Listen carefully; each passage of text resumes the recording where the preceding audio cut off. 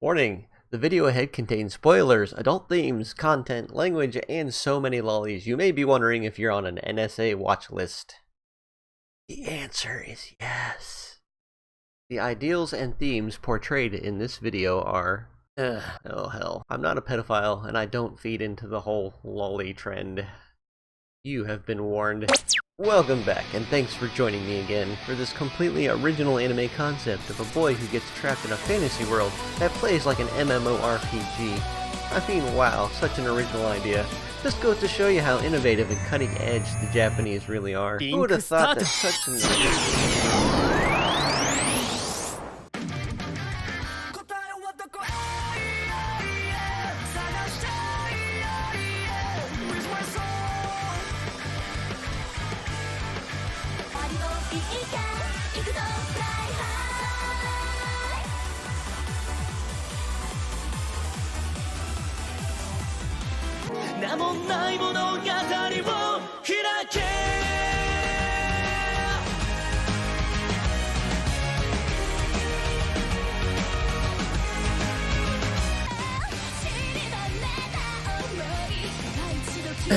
Alright, okay. We get it. Thanks for joining me again for this season's So I Got Sent to Another World to Create a Harem. The I'm Going to Jail edition enters the main protagonist, Naofumi, a 21-year-old average shut-in who is mostly invisible to his family, but just helpful enough not to have to work a real job. Fucking trust fund, baby. Kidding, just joking.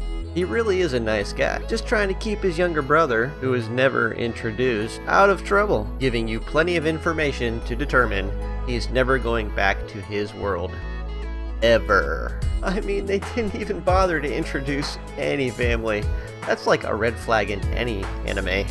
Don't get me wrong, this anime has a deep story, and Naofumi goes through so many hardships, such as only being able to equip a shield, not understanding the basic MMO dynamics despite having played them at a moderate level in his other life, having his shield curse, accused of sexually assaulting the king's slutty daughter, and the difficult decision of how many lollies it takes to make the collective age of a morally acceptable harem. Let me tell you, he's had it rough. Now, getting right to it. After you find out the heroes have some sort of executive privilege that saves him from an untimely death, he starts his true path after acquiring his first demi-lolly companion in his quest to build his harem. I mean, to leave this world from the local back alley lolly trader. Slave trader. Yeah, that's what that was, obviously. Raftilia, the child demi-human whose name is part Teenage Mutant Ninja Turtle with a feminine ending, is given a lolly slave pact that makes her orgasm a cringe in pain when she doesn't listen. They promptly head out so Naofumi can show her the ways of the world by taking her under his wing and ask her to be his sword. Yeah, I wonder what you guys were thinking. Soon she really starts coming into her own and developing at an accelerated rate. As any respectable lolly harem builder adventurer would do, he gets another lolly. This, my friends, is the absolute highest physical form possible in the Lolliverse. Introducing Fetus Lolly. Philo for short. Thank you, Japan, for this gift that the world didn't know it needed. Check please. Once hatched, Fetus, Philo, becomes an essential lolly. DPS / spellcaster / overall powerhouse who doubles as a pack mule. Next up we have Moist Lolly, who goes by Melty. You know you love that word. Everyone loves that word. Moist. Melty, whose job in this harem is to be the damsel lolly, is next in line for the throne of the lollydom. Currently, Melty's MILF mom, who has a strange bird fetish, is ruler of the kingdom, but she's been out of town cleaning up the mess her husband created at the beginning of the series. That's right, they straight up Great Britain, this lolly land. God save the queen. That's fine by me. Okay, now back to the pedophile roundup. Wonderful review of such an artistic and enthralling anime. This video is not sponsored by the FBI. Continuing with actual story. I know, right? So now that 70% of the main harem has been introduced, at about halfway through the season, it's time to have the main character who has been dragged through the mud and cast aside by society to let the other heroes know that they are complete fuck-ups and keep using him like a cleanup crew for their indiscretions. On a side note, at this point in the story we find out that old granny he healed earlier is actually a badass. You go, Graham.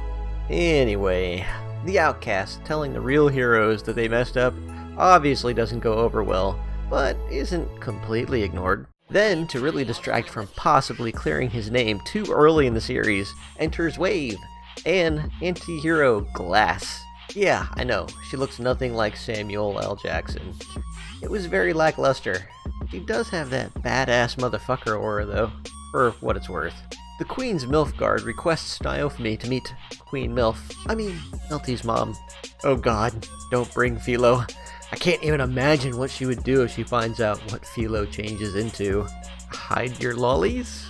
After a few episodes of Damsel Lolly's slutty sister trying to kill her, the harem adventurers finally meet up with the Queen MILF with a bird fetish, who quickly works to clear his name by putting a slave crest on her slutty daughter. Not Melty, obviously. It's the other one.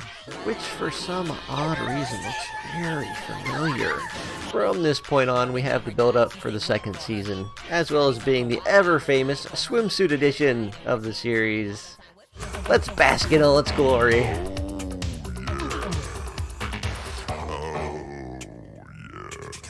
Well, that was kinda short. Better luck next season.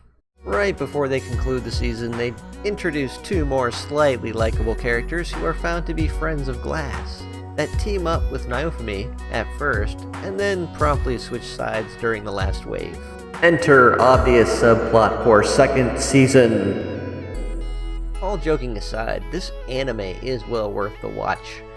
I'm actually looking forward to the second season, if it gets one. Despite the unoriginal construct and character structure, I still like the overall story and their take on the genre of anime. Make no mistake, it has literally become its own genre. And to conclude, the animation, writing, and character development were spot on, and it just had enough of Japan's oddities to fit right into my personal lineup. Alright, that's all I got for you today. I hope you all enjoyed. Thanks for watching, and I hope you'll join me for the next one. じゃあ、後で。